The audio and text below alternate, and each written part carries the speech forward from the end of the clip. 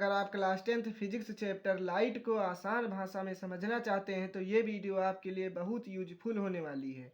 इस वीडियो में हम आपको बताएंगे इस चैप्टर की सारी इंपॉर्टेंट डिफिनीशन, कंसेप्ट और एग्जाम में पूछे जाने वाले पॉइंट्स को बिल्कुल सिंपल तरीके से समझाएंगे। तो वीडियो को अंत तक जरूर देखें। तो चलिए शुरू करते हैं।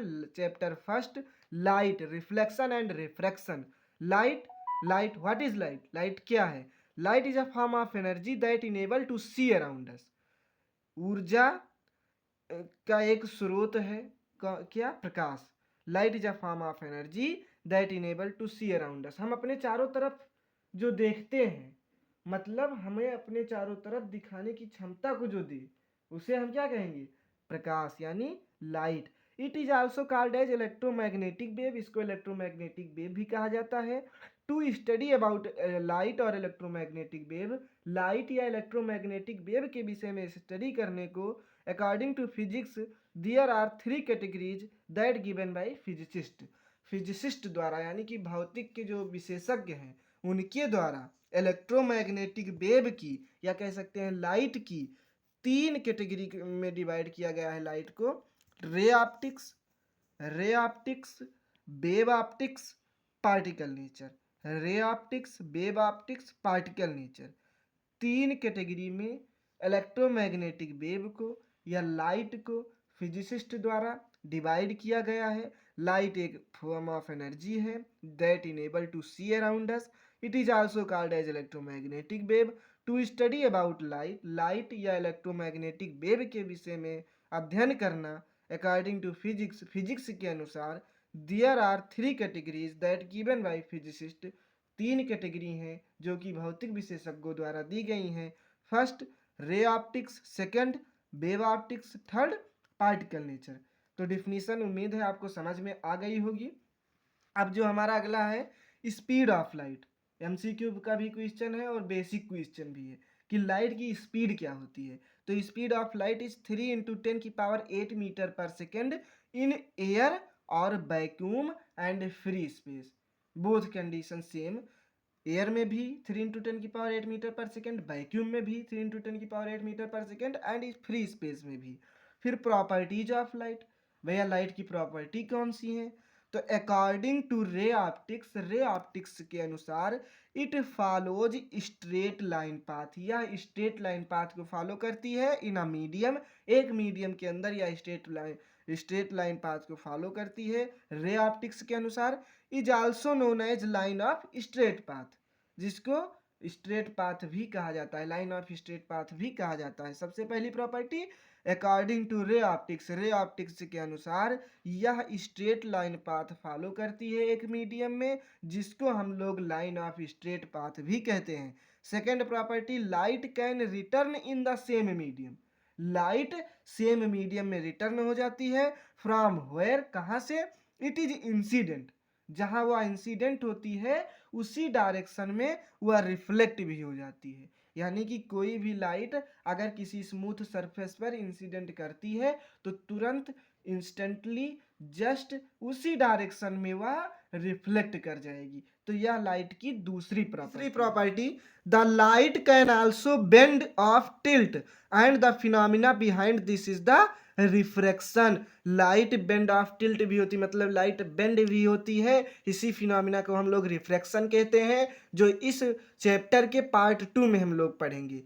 इस चैप्टर के 2 पार्ट हैं, एक लाइट रिफ्लेक्शन है और एक रिफ्रैक्शन है। तो पहले हम लोग रिफ्लेक्शन को खत्म करेंगे, फिर हम लोग रिफ्रैक्शन को खत्म करेंगे। हमारी वीडियो छोटी ही रहेगी, शॉर्ट वीडियो रहेगी, 10 minutes, 13 minutes, 15 minutes, 20 minutes maximum होगी। लेकिन हम लोग आप लोगों को 4-5 लेक्चर में इस चैप्टर को ख़त्म कर देंगे। तो इसीलिए हमारी चैनल में पर बने रहिए और हमारे चैनल को सब्सक्राइब कर लीजिए, जिससे आप तक हमारी वीडियो आती रहे।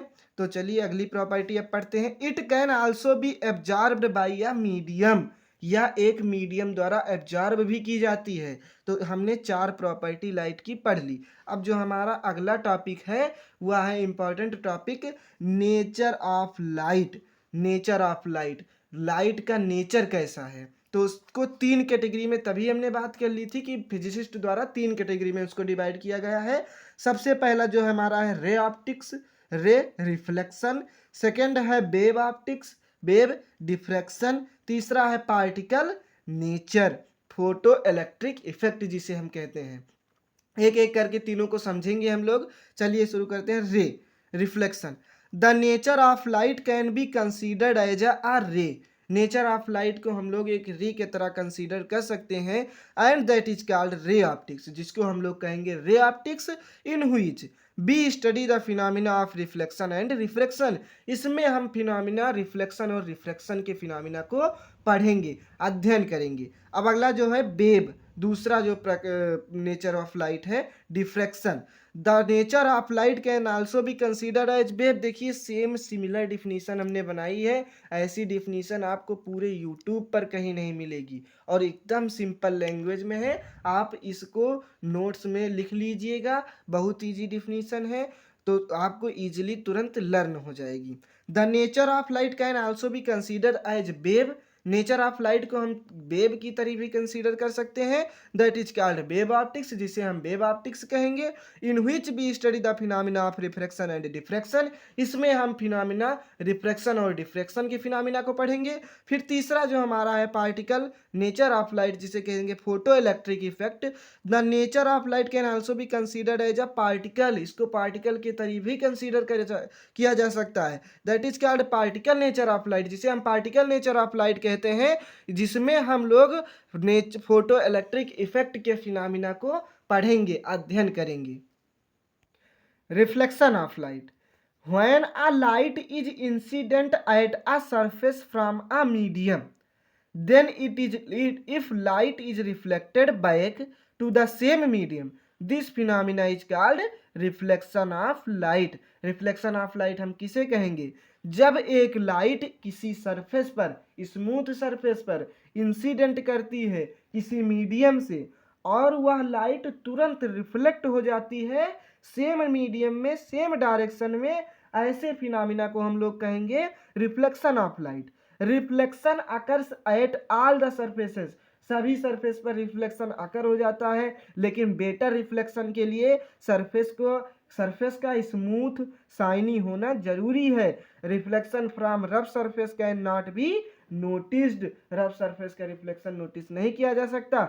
अब laws of reflection of light की बात करें तो यहाँ पर इस फिगर के माध्यम से हम समझेंगे, लाइट रे किसी मीडियम से आई, इंसिडेंट हुई, तो एंगल आई बनाया उसने, एंगल ऑफ इंसिडेंस, फिर वह सेम डायरेक्शन में रिफ्लेक्ट हो गई, एंगल ऑफ रिफ्लेक्टेड आर बन गया। बीच में हमने एक नॉर्मल लाइन ड्रा की, यह एक हमारी क्या हो गई, सरफेस हो गई, यह हमारी मीडियम से आती हुई इंसिडेंट हो गई रे, और ये रिफ्लेक्टेड रे, ये नॉर्मल।